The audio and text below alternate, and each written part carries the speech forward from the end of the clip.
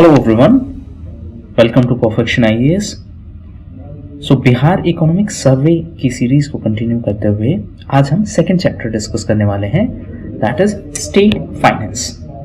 यहाँ पर कुछ इंपॉर्टेंट टर्म्स हैं। सो उन टर्म्स को डिस्कस करने से पहले मैं उनके बारे में थोड़ा सा ब्रीफ बैकग्राउंड दे देता हूँ। गवर्नमेंट के लिए दो चीजें इंपॉर्टेंट हैं, एक है गवर्नमेंट का इनकम साइड और एक है उसका एक्सपेंडिचर साइड। इनकम साइड को रिसीट्स के थ्रू रिप्रेजेंट किया जाता है, एक्सपेंडिचर साइड को एक्सपेंडिचर में। अब एक्सपेंडिचर दो तरीके के हो सकते हैं, revenue expenditure, capital expenditure. Capital expenditure का मतलब है, इसको शॉर्ट फॉर्म में कैपेक्स भी लिख देते हैं, that is capital expenditure. Receipts भी दो टाइप की हैं, रेवेन्यू और non revenue. That means capital receipts. Revenue receipts की बात करें तो ये आगे फिर दो टाइप के हैं, tax and non tax. For example, हमने गवर्नमेंट से कोई डॉक्यूमेंट इश्यू करवाना है तो उसके लिए हम थोड़ा बहुत फीस पे करते हैं, वो नॉन टैक्स रेवेन्यू का एक पार्ट हो गया। टैक्स की बात करें तो ये दोबारा से दो हिस्सों में डिवाइड हो जाएगा, direct tax, direct and indirect tax. Generally जो रिसीट्स हैं वो रिकरिंग नेचर की होती हैं। रिकरिंग का मतलब रिपीटेटिव है, बार बार होती हैं। सिमिलरली जो रेवेन्यू रिसीट्स हैं वो रिकरिंग होती हैं। सिमिलरली रेवेन्यू एक्सपेंडिचर है वो रिकरिंग होता है, बार बार होता है। फॉर एग्जाम्पल से एक स्कूल बनाया गया है तो उस स्कूल के लिए जो खर्चा किया जाएगा बिल्डिंग बनाने के लिए, वो किस में आ जाएगा? कैपिटल एक्सपेंडिचर में। क्यों? क्योंकि उससे एक एसेट क्रिएशन हुआ है, एसेट इंक्रीज हुआ है।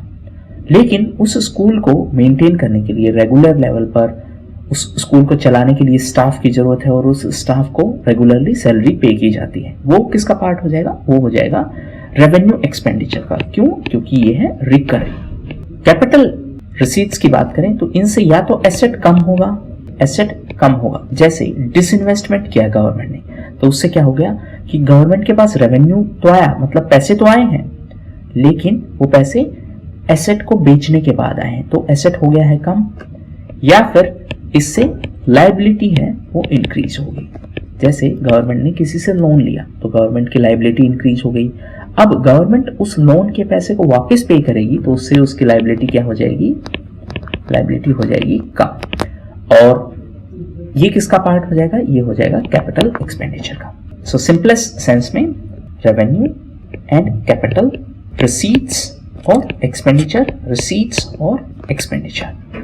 अब रेवेन्यू रिसीट्स में, रिसीट्स का मतलब है सरकार को कमाई हुई है, तो रेवेन्यू रिसीट और रेवेन्यू एक्सपेंडिचर में अगर गैप है तो ये दो तरीके से रिप्रेजेंट किया जा सकता है, सरप्लस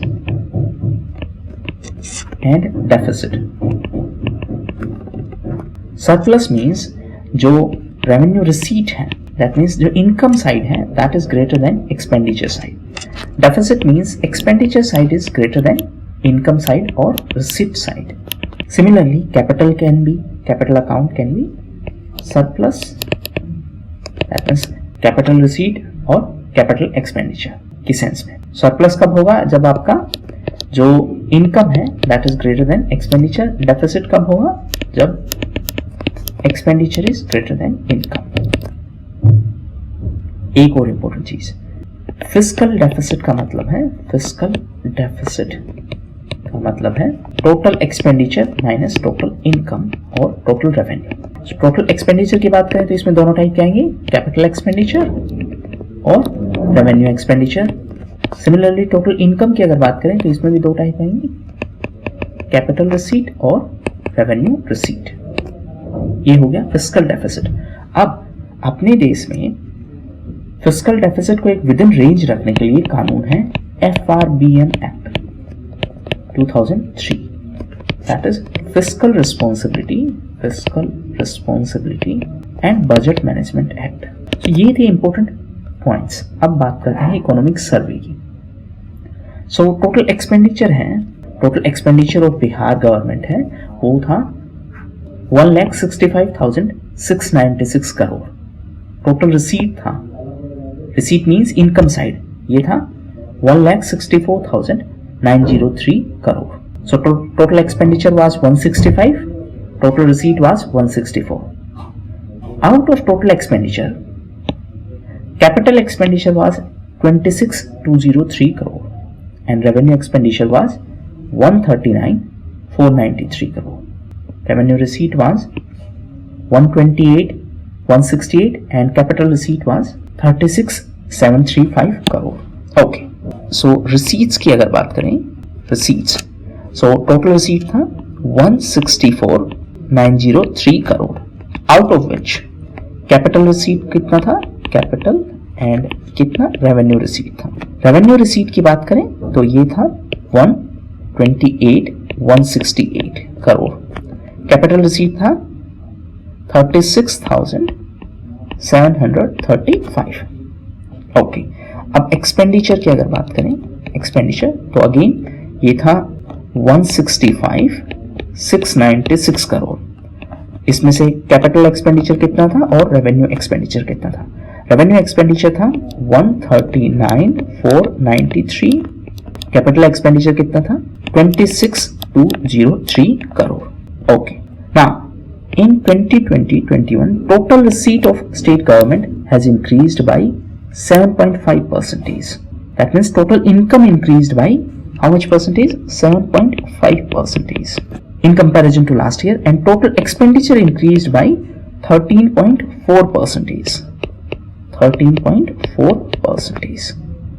एक्सपेंडिचर का सब कैटेगराइजेशन करें तो 11.1% एक्सपेंडिचर था, वो था जनरल सर्विसेज पर, 10% और टू बी स्पेसिफिक 10.4% एक्सपेंडिचर था सोशल सर्विसेज पर, और 10.8% एक्सपेंडिचर था इकोनॉमिक सर्विसेज पर। दैट मीन्स इतना एक्सपेंडिचर इंक्रीज हुआ है। अगर हम 2020-21 के डेटा से कंपेयर करें तो जनरल सर्विसेज में जो एक्सपेंडिचर है वो 11.1% इंक्रीज हुआ है, सोशल सर्विसेज में 10.4% इंक्रीज हुआ है, और इकोनॉमिक सर्विसेज में 10.8% इंक्रीज हुआ है। बिहार सरकार को सेंट्रल गवर्नमेंट से 98,128 करोड़ रुपए मिले थे।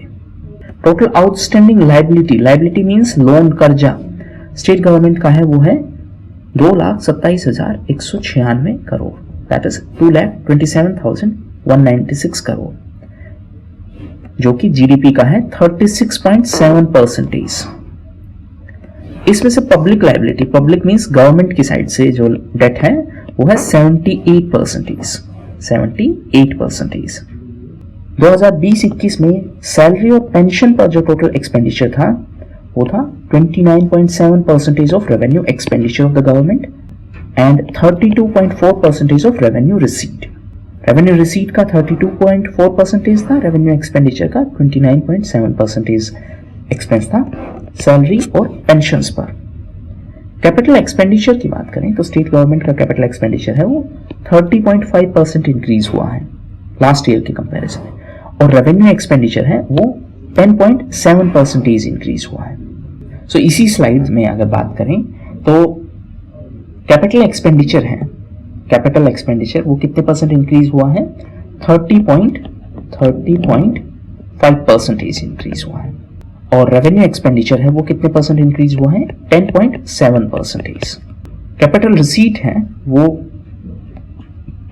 25.9% इंक्रीज हुई है, और रेवेन्यू रिसीट है वो 3.2% इंक्रीज हुई है in comparison to last year.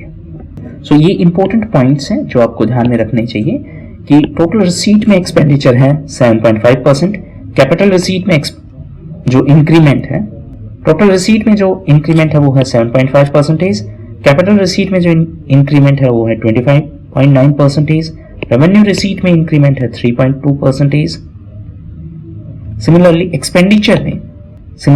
Expenditure में जो इंक्रीमेंट है वो है 13.4%, कैपिटल एक्सपेंडिचर में 30.5% एंड रेवेन्यू एक्सपेंडिचर में 10.7%। टोटल लायबिलिटी की बात करें तो जीडीपी का 36.7% है टोटल लायबिलिटी, और इस टोटल लायबिलिटी में 78% है public liability. Total expenditure as a percentage of GDP की बात करें, total expenditure as a percentage of GDP की बात करें तो ये है 26.8%। फिस्कल डेफिसिट की बात करें, फिस्कल डेफिसिट तो ये है 4.8% ऑफ जीडीपी और एस्टिमेट कितना किया गया था बजट के हिसाब से 3%। सो ये स्टेट फाइनेंसेस से रिलेटेड मोस्ट इंपोर्टेंट पॉइंट्स।